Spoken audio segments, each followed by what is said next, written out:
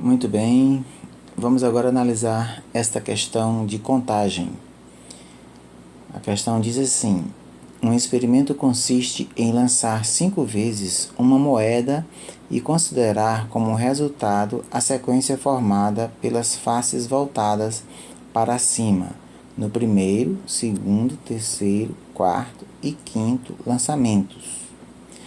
Antes de continuar, só uma observação, né? Essas questões elas são totalmente análogas quando falo moeda, que o resultado é cara ou coroa. Nascimento de filho, pode ser homem ou mulher, né? Ou a resposta de uma questão que pode ser verdadeiro ou falso, certo ou errado. São questões que têm a mesma base para se responder, né? Praticamente iguais, só muda as palavras que são usadas, no caso de uma moeda, cara ou coroa. Mas vamos em frente. A letra A pergunta: indicando por C e K as faces cara e coroa, respectivamente, uma sequência com 3 caras e 2 coroas que pode ser obtida é cara, cara, coroa, cara, coroa. Quantas sequências diferentes com 3 caras e 2 coroas podem ser obtidas? Então, ele já está fechando aqui, né, o nosso universo. Ele quer saber de quantas formas diferentes eu lançar a moeda 5 vezes, eu posso obter 3 caras e 2 coroas. Inclusive, essa forma que eu acabei de escrever é um outro exemplo, que ele citou um exemplo aqui na letra A, né? E ele quer saber de quantas maneiras eu posso ter 3 caras e 2 coroas.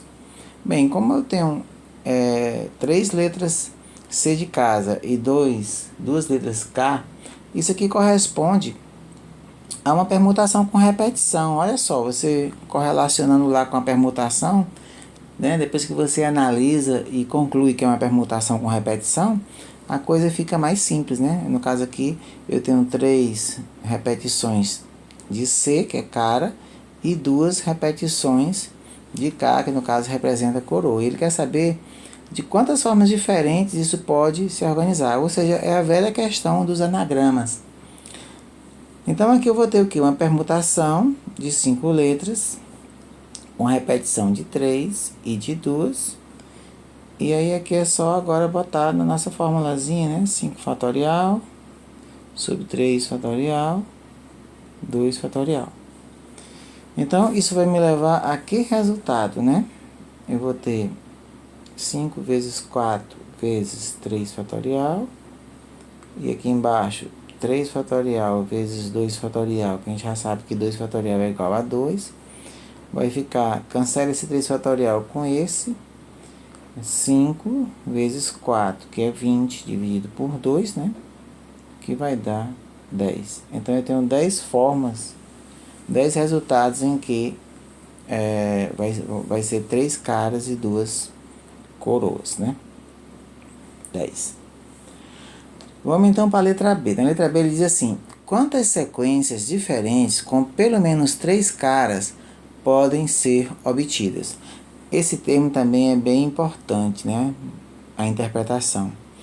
Pelo menos 3. Ou seja, pelo menos 3, eu tenho 5 lançamentos, né? O que é pelo menos 3? É 3, 4 ou 5, né? Então eu posso ter 3, 4 ou 5 caras.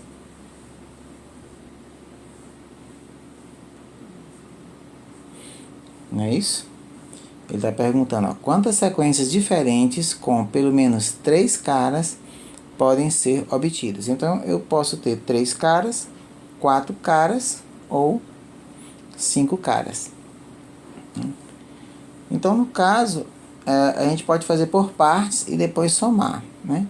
Então, para a gente ter, por exemplo, no caso, 4 caras, seria o quê? Vou colocar bem aqui. 4. Eu teria o quê? C, C, C, C e K. 3 caras nós já fizemos aqui, né? Na letra A. Vamos aproveitar o resultado da letra A. Então, 4 caras seria uma permutação de 5 com a repetição de 4, né?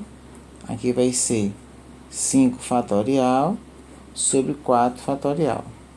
Que no caso aqui vai ser 5, né? Por que que é 5? Porque aqui é 5 vezes 4 fatorial, né? Sobre 4 fatorial. Vai cancelar esse com esse e vai me dar exatamente 5. Que eu vou somar com o 10 e o 5. Mas falta 1, né? Que é quando se for 5 caras. Se for 5 caras, não tem nenhum tipo de dificuldade, né? Porque 5 caras só existe, obviamente, um único resultado, que é C, C, C, C, C. Logo, só existe um resultado. Então, a gente soma 10 mais 5 mais 1. A resposta da letra B vai ser a resposta 16, né?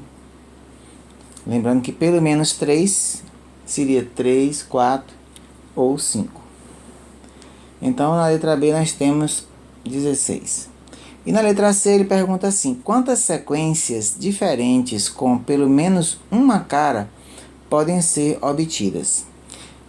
Essa letra C é bem importante em termos de análise, né, da questão. Porque ele, na letra C ele disse assim: pelo menos uma cara, né? Pelo menos uma cara. Ora, pelo menos uma cara, eu posso ter uma cara, 2, 3, 4 caras ou 5 caras. Uma maneira de responder seria pegar e calcular cada um deles e somar, né? Mas o que acontece? Existe um atalho interessante nessa letra C, que seria o seguinte: se ele quer saber quantas tem pelo menos uma cara, né, eu posso calcular quantas não tem cara nenhuma, pego o todo de todas as possibilidades e subtraio essa possibilidade de não ter cara. As demais que restam vai ter uma ou mais, pelo menos uma cara. Então esse entendimento aí é bem importante para agilizar a resolução da questão. Então, por exemplo, o que é 0 cara, né? Qual o resultado que não tem nenhuma cara? Seria coroa, coroa, coroa, coroa, coroa. Só tem esse. O resultado dos lançamentos que não tem nenhuma cara. Todos os outros vão ter pelo menos uma cara. Uma, duas ou mais. No máximo 5. Então, quais são todos os resultados, né? Todos os resultados possíveis recai no meu princípio multiplicativo, né? Eu tenho 5 lançamentos. Primeiro lançamento, segundo lançamento, terceiro, quarto e quinto lançamento. Onde o primeiro resultado é cara ou coroa, tenho 2 possibilidades. No segundo também tenho 2 possibilidades. Para o terceiro resultado, que são totalmente independentes, né? Cada lançamento de uma moeda é independente do anterior, pode dar qualquer resultado, né? Então, aqui para cada lançamento pode ser cara ou coroa. Pelo princípio multiplicativo, isso vai me dar 2 elevado a 5, né? Que vai ser 2 elevado a 5. 2 vezes 2, 4. 4 vezes 2, 8. 8 vezes 2, 16. 16 vezes 2, 32. Então, todas as possibilidades são 32. Menos uma que tem 0 cara, fica 31, né? Então, 32. 0 cara, somente uma. Dá 31 a diferença. Ou seja, todas essas outras aqui tem uma cara, 2, 3, 4 ou 5. Ou seja, pelo menos uma cara. Assim, a resposta da letra C é 31. Vamos ver aqui. 31.